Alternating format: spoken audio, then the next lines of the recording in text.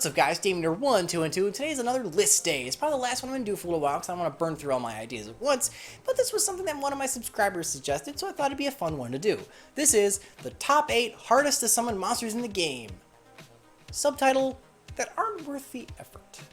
This means things like Creator God are excluded because even though she's very hard to play, she does win you the game, so you could make the argument that she's worth no matter what effort it is because she does have the literal best effect in the game. Just win. Just unavoidably win the duel.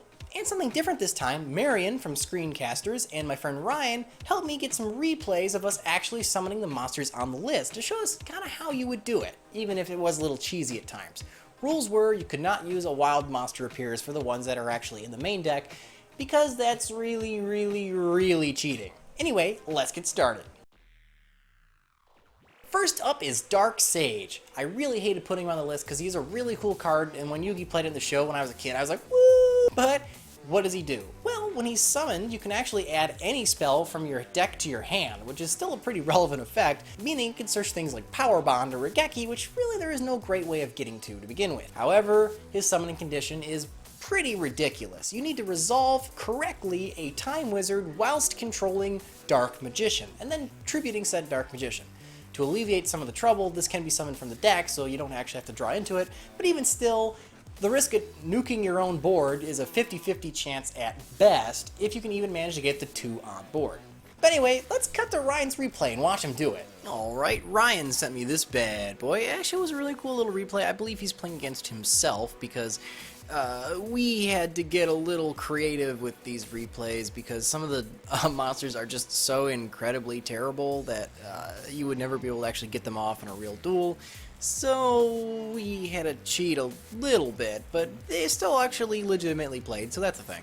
Anyway, so we got Blue Eyes White Dragon versus Dark Magician here, and he's just kind of going blah blah blah blah blah, makes a bunch of absurd board or whatever, and then we got our lowly Dark Magician player here. He's got a big thing, so he goes into the Time Wizard. Oh, it's so broke, and he calls it right.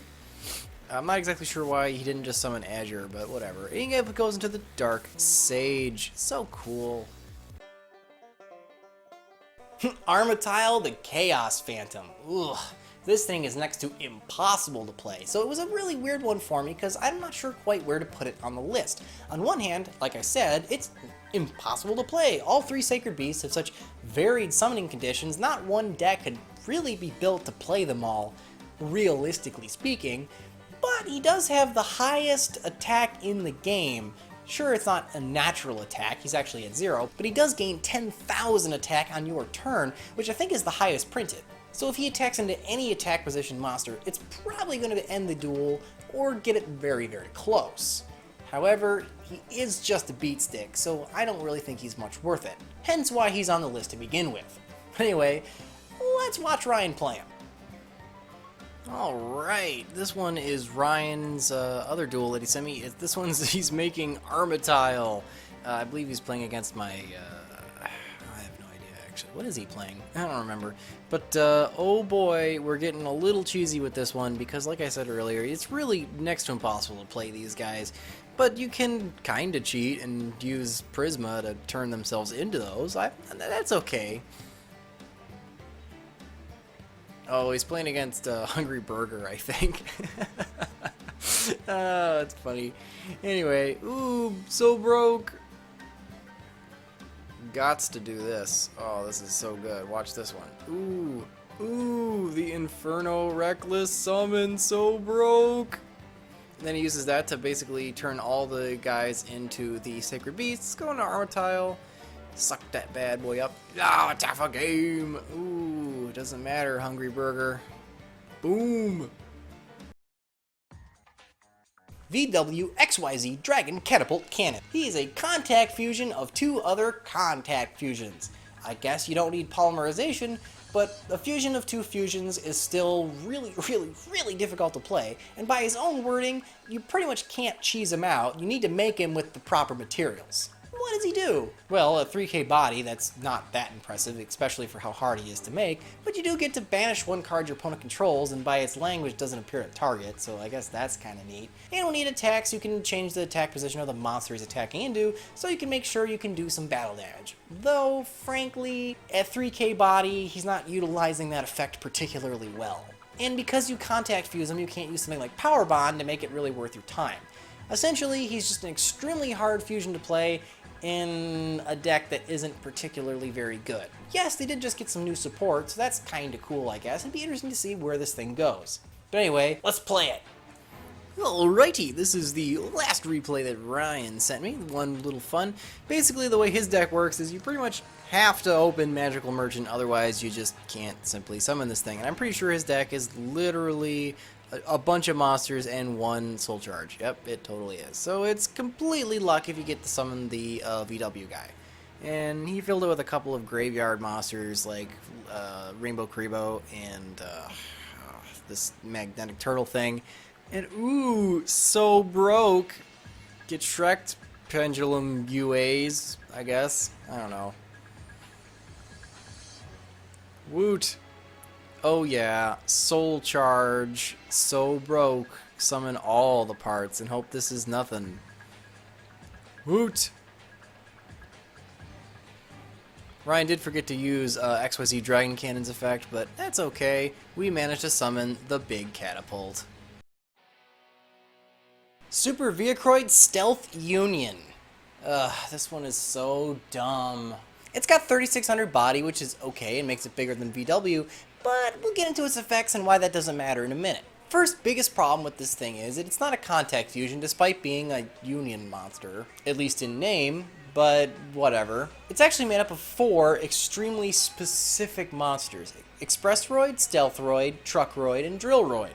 And because of this, you have to use something like Polymerization or Power Bond to bring it out. Without the Vehicroid spell card or Chain Material trap card, you're pretty much negging yourself 5 to even make this, and that's if you can manage to get all 4 monsters in your hand at once. But okay, so we've established this thing is a bitch and a half to actually summon. But what does he do? Well, along with his 3600 body, he has some piercing damage. Well, that's really cool. Plus, he has a pseudo 101/Vylon to Sigma effect where he can absorb one monster your opponent controls, and it doesn't appear that he has a limit to that, so every turn he can just kind of keep doing that once. Oh, and if he's got a monster stuck to him, he can attack every monster your opponent controls. This thing sounds like it's actually might be worth your time. Except it has its own attack when it declares an attack. Why does it do that?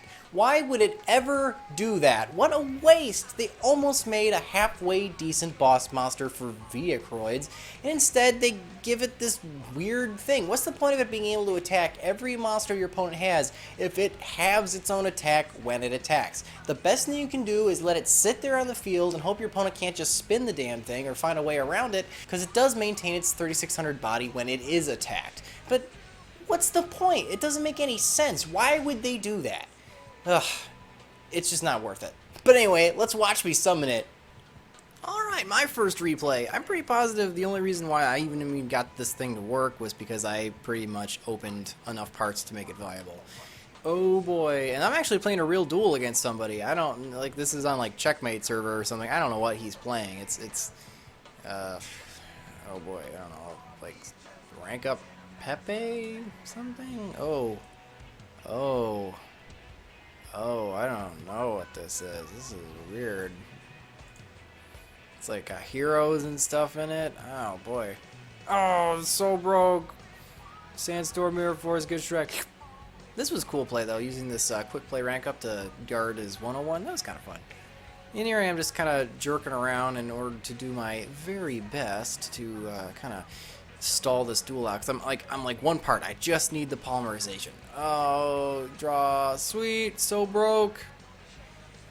Oh, get Shrek'd, get so Shrek'd by this stupid thing. Suck that up and get Solemn Striked.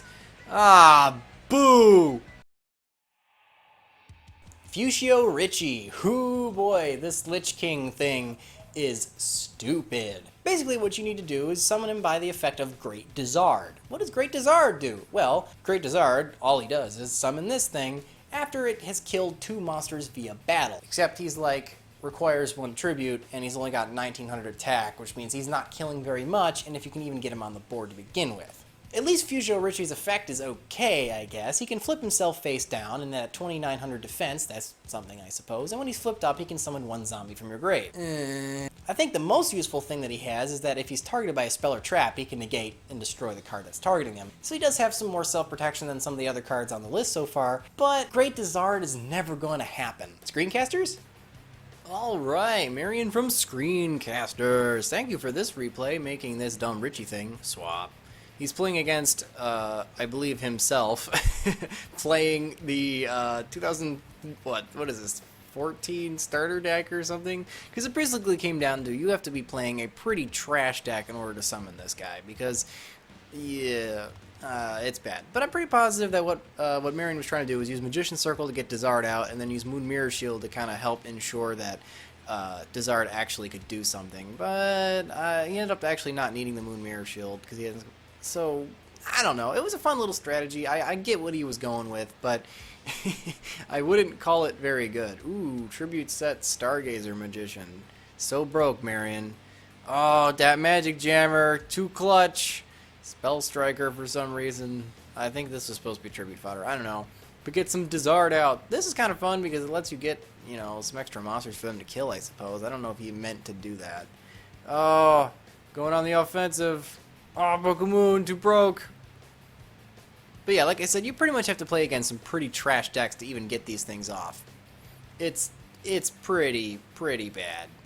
Ooh, Yugioh Richie, so good. Yugioh Richie. Yugioh Richie. I don't even think he's got a way of actually using his effect.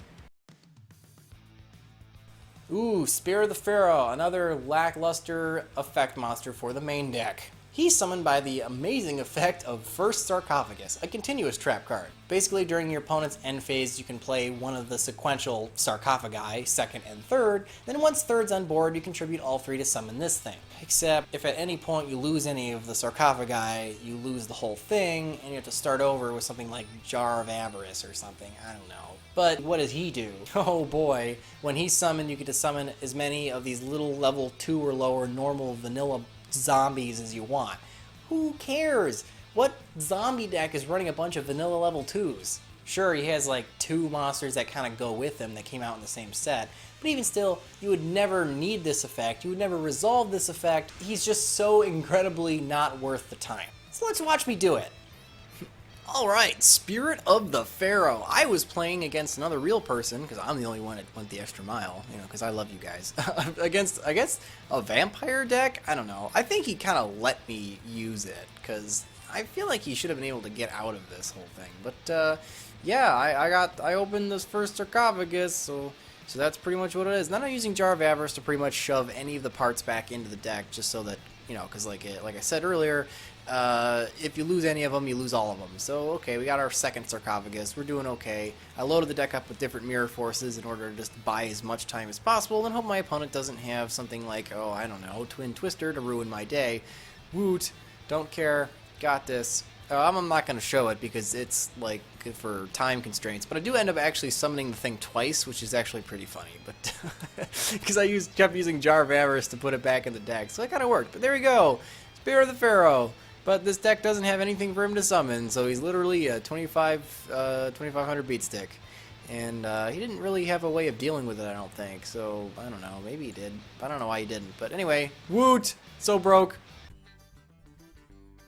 Ooh, Gate Guardian. I hate putting him on the list because he is kind of a cool card. It was one of my favorite duels from the original anime. However, in this show, Gate Guardian was much better because he had like a self-protection effect that this thing just simply doesn't have. What does he do? Well, his only effect describes how you play him, and that's having 3 of his parts on board: Sangan of Thunder, Kazijin, and Suijin, the water and sky gods. And sadly, all those monsters are pretty unsearchable, very hard to play as they're all level 7s, and are frankly all better than Gate Guardian, in that they have a self-protection effect that when they are attacked once, while they're face up, they can reduce the monster that's attacking them to 0 attack, so then they can obviously just crash over during the damage calculation. That's a fun little effect, and is actually still kinda good. I think its only purpose is so that you can last as many turns as it takes to play all three of them and then play this thing, but you don't get anything for it. It's just a 3750 beat stick. Whoopity-doo. He's not even 4K. So your opponent is just going to spin it if it doesn't hit it with something like Solemn Warning. Anyway, let's watch me play it. Woot! This is my Gate Guardian. I'm actually playing against Screencasters, which is actually kind of funny for this duel. He's playing his rank 10 Kaijus, I guess, and I'm playing Gate Guardian Pendulum OTK Monarch something. Boy. Essentially, it's just draw as much as possible and then able to Pendulum summon all the parts and then hope to God you actually end up drawing into the damn Gate Guardian. So I actually got this far, which was pretty impressive, and I think we basically went on the rule that he's going to try his very best not to completely Shrek my play, but he's still got to play kind of like he would. We did have to kind of cheat a little bit. He went into 2 Superior Dora, which, you know, let's be real here, that was a hell of a play. Oh, so broke, got the Gate Guardian. Oh, so broke. Get that thing back. Oh, who cares? Doesn't matter. I'm gonna win this duel. I'm gonna win this duel. It's a soul charge. Oh, broke. Not really. This card is freaking terrible. But I made Gate Guardian. I actually did it in a semi-legitimate duel. So get Shrek Marion. Oh yeah. And I don't even remember what happens. I'm pretty sure he still wins because oh no, that's right. We ended up just like saying, all right, I summoned the thing. Let's just surrender. Ooh boy, it's time for one of the worst monsters in the game, let alone one of the hardest monsters in the game to summon, which makes him a hard number 1 for this list. Perfectly Ultimate Great Moth. You could also make the argument that Larva Moth could be in this spot, because it is very hard to summon as well, but I would say that for the reward, which is a beat stick, regardless of strength, Perfectly Ultimate Great Moth is objectively harder to make because it requires 3 times the turns. Basically, you play this big stupid moth by tributing Petite Moth equipped with Cocoon of Evolution after the 6th one of your turns. So it doesn't count your opponent's turn. 6 of your turn. If any monster, regardless of stats or self-protection, lasts 6 turns, the duel is either completely stalled or one of you's won by now. There is no way you're ever going to resolve this monster. So let's watch Marion from Screencasters do it. Alright, Screencaster sent me one final one. It's against the what do you call it, the starter deck again. And this is his Perfectly Ultimate Great Moth Turbo, I guess. I don't know. We got things like Gokapon and stuff to search our Petite Moth, and so good. And then just got some Mirror Forces and some Floodgates, and just hope and pray to God that your opponent can't do something about it. Oh, Regeki Break. I don't know why Regeki Break attacked that. Probably because Marion's playing against himself and he's terrible. But oh, defense mode, so broke. And then we just got to sit here and for what, 6 turns and watch, you know, the 2 of them exchange completely useless blows until he actually gets this thing out. I do like his teched-in skill drain because, you know, Perfectly Ultimate Great Moth is a giant beat stick, so I suppose skill drain would work once it's on board. Up to 4 turns, we got this. We so got this. His opponent's not really doing anything because it's totally cheating because he was getting extremely frustrated with me for making him do this. You're almost there, buddy. He almost didn't draw it. He almost didn't draw it. If he didn't draw it, he would have missed his opportunity. That would have been totally terrible. But that's okay. Trap stun, 2 broke.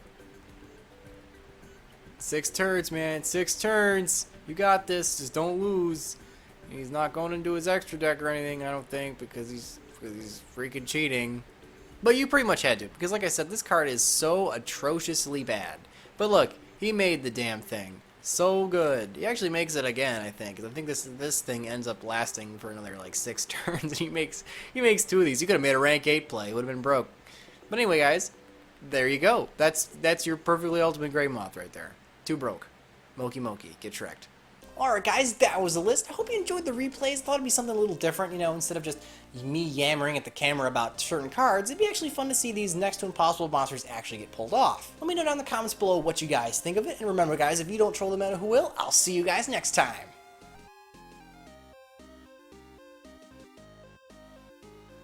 Target 3 banished monsters, return them to the deck, and then draw 1 card. Alright, I know this is an early translation, but it seems like it doesn't matter which banished pile you return cards from. So that's really kind of neat because being a quick play spell, you can use it on your opponent's turn